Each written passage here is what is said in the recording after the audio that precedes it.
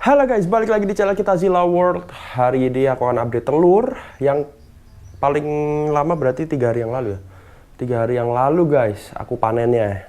Yang waktu itu aku itu ya cangkul-cangkul dan akhirnya panen. Langsung aja.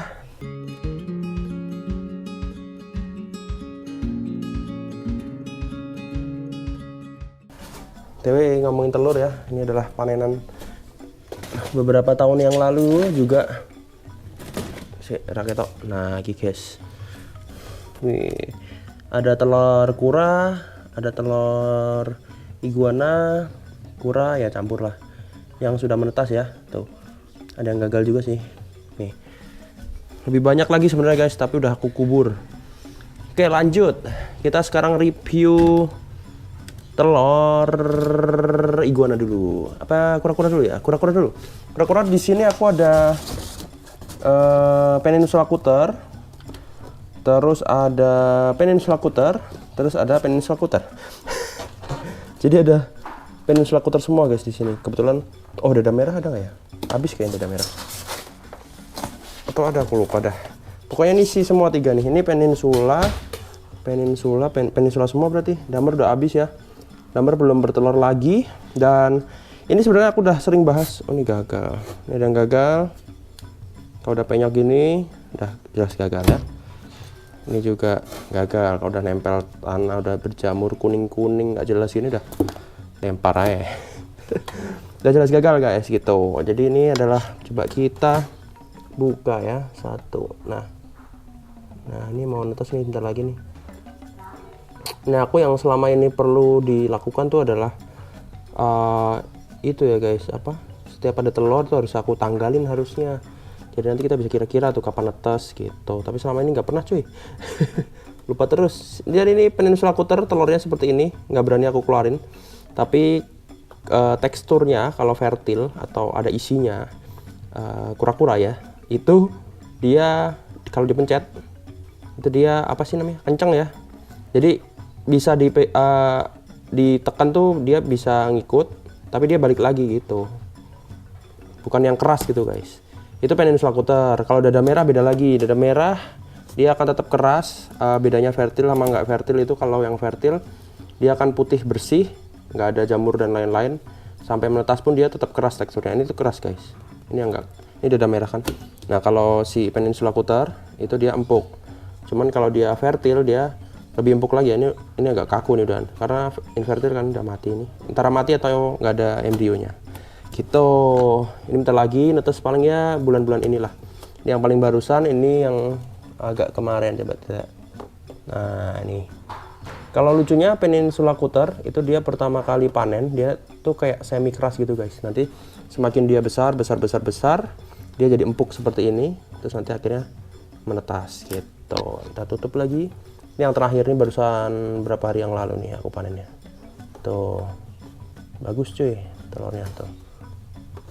Ini sebenarnya aku nggak pernah cek ya, jadi cuma aku panen, kasih kayak box tin wool gini, dikasih tanah separuh, terus dikasih telur, terus ditumpuk sama pasir guys. Itu aja. Terus ini kasih kelembabannya, aku juga kira-kira lihat di sini tidak ada hygrometer, tidak ada termometer, tidak ada pengukur kelembaban, tidak ada pengukur suhu, cuman sekedar kotak styrofoam seperti ini aja. Udah tutup kedap udara. Nah ini ada yang menarik, kemarin ada yang tanya, Bang itu kedap udara apa nggak mati? Rahasia ilahi kata ya guys. Jadi kalau di logika memang tanpa udara ya guys, gini tuh ditutup gini ya benar-benar kedap gitu. Cuman kenapa bisa menetas? Nah itu tadi. Jawab di komen guys. Oke kita ke iguana. Di sini sama aja ya, pakai box styrofoam gini. Kan bisa beli di tempat apa ya? Di toko-toko ikan biasanya ya. Gak tau deh. Tapi ini udah custom ya. Dulu tuh dia beneran inkubator yang ada listriknya gitu. Tuh ada mesin apa listrik-listriknya. Tapi lama-kelamaan aku kok nggak usah aja ya. Dan hasilnya juga sama guys. Cuman kalau ada termometer tuh kita bisa enak mengukur ininya, kelembabannya guys. Kalau kayak gini kan cuman berdasarkan insting aja ya aku. Ini tadinya tuh dia kering banget guys, di bawah kering. Terus aku siram kan. Tuh. Bawahnya kering gitu. Terus aku siram supaya agak lembapan.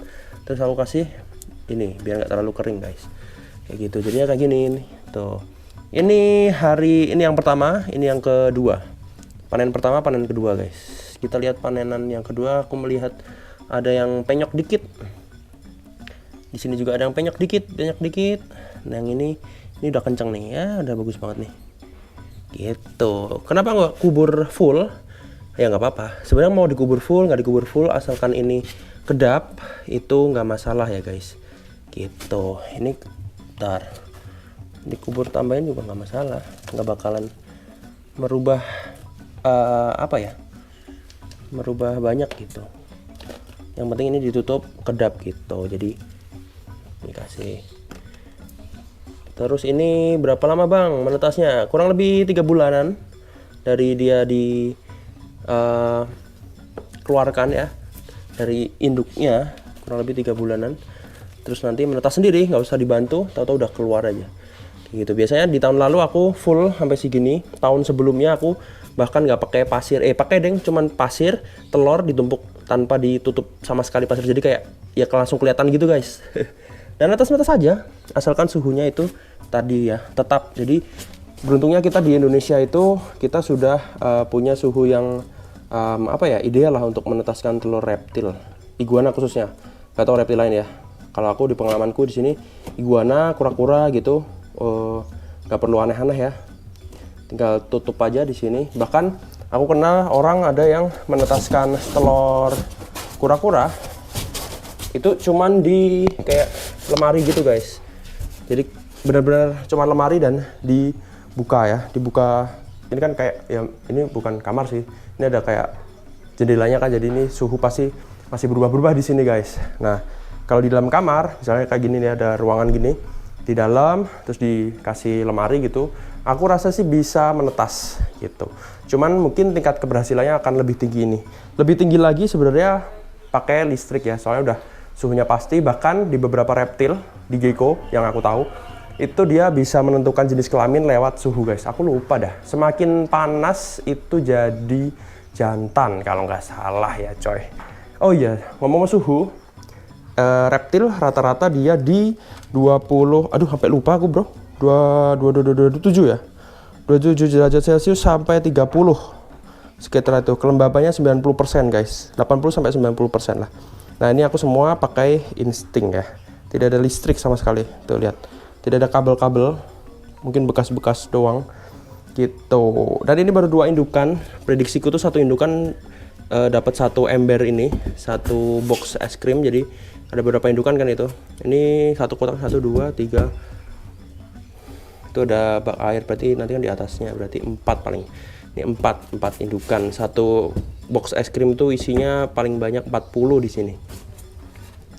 Ya gitulah, nggak usah dihitung-hitung lah. Nanti soalnya ini nggak bakalan, ya mungkin ya, tapi nggak tahu sih bakalan netes semua atau enggaknya, itu nanti ya banyak faktor ya, guys. Tapi ya mudah-mudahan doanya sih netes semua ya. Cuman ya itu nanti di perjalanannya si iguana ini ada yang selamat, ada yang enggak. Ada bahkan habis menetas pun itu nanti akan ada apa namanya, seleksi alam ya, bahasa breeder ya. Kayak gitu, guys. Dari seleksi alam gitu. Kita coba ke sini. Sini kosong. Jadi ini belum diisi yang lain. Ini belum tak apa-apain, masih sisa-sisa dari tahun lalu. Ini telur Ambon. Bunga nih. Siap-siap nih. Nah, ini sisa-sisa telur yang sudah menetas ini iguana ini. Nih, kalau udah menetas bentuknya kayak gini, guys. Dia keluar dari ujung gitu. Nih. Sebenarnya aku ya namanya siklus setiap tahun ya pasti ada vlog yang membahas tentang inkubator. Ya mudah-mudahan ada yang penonton baru atau bisa buat info, dan ada yang mau breeding juga bisa buat info-info kalian juga, guys. Sebenarnya banyak yang tidak niat breeding, cuman tiba-tiba iguana bertelur. Kebetulan punya sepasang gitu ya, pasti bertelur, guys. Nah, ini tanah, ini campur tanah dan pasir. Ini banyak tanah, banyak pasirnya. Ini kalau pasir dia agak gede ya kerikilnya. Kalau tanah dia apa ya, kayak lebih kemapiur loh, guys. Kemapiur apa? Dan nanti ini kalau udah, ini kan nanti nggak mungkin kayak gini, guys. Kalau kayak gini kekeringan ya. Jadi nanti aku kasih pasir, aku udah kudak sampai nggak pecah gini ya. Jadi waktu diginiin itu dia nggak boleh pecah gini guys, harus ke bentuk yang bisa dilihat membentuk gitu ya kalau dipencet nih. Nah itu udah siap berarti tanahnya. Terus ini nanti kasih air untuk kelembapan. Super simpel kan? Terus tutup lah. Ini juga nggak pakai listrik ya, nggak pakai listrik semua. Anjay, ini masih banyak, ini bahkan masih ada airnya guys. Nah, kita kasih sinilah buat contoh. Nah nanti kayak gini simulasinya ya. Aduk anjay. Ini cuma ya demo ya guys, kira-kira. Nah kalau kayak gini, nah ini terlalu basah guys, tidak boleh seperti ini ya. Nah ini terlalu basah. Yang betul itu aku biasanya segini, dicampur ya, namanya insting ya, beda-beda nanti ya. Kayak ginilah guys. Nah kurang lebih kayak gini nih. Nah nggak terlalu basah juga nggak terlalu kering tuh, jadi dia nggak tuh. Ini paling mantap nih. Kalau yang tadi ini terlalu basah gitu, bisalah kalian kira-kira. Nah gini diaduk set sampai bawah ya.